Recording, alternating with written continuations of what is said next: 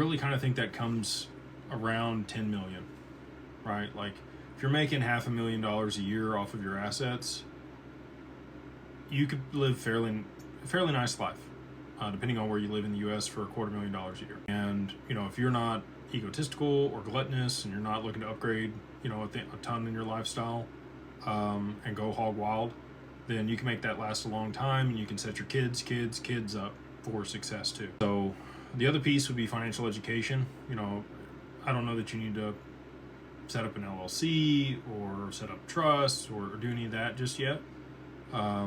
Like you mentioned, that costs additional money that it doesn't justify the expense until you have the actual capital. But at that point, on the other side of it, consult with professionals, make sure that you have a good team around you, and then, like I said, educate yourself.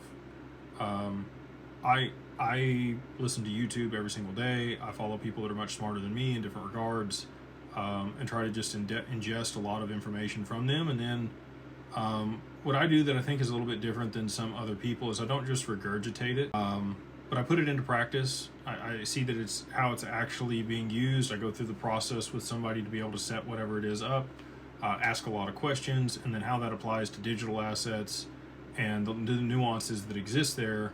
And then I'm able to kind of curate my thesis around whatever it is, macroeconomics or estate planning or taxes. And I also look for ways that they may have not seen, right? So based on my other knowledge that I have about the tax code or estate planning, I'm like, well, what if we do it this way? And then they're like, I hadn't really thought about that. And then they'll run down that rabbit hole and see if there's any, issues with structuring it that way.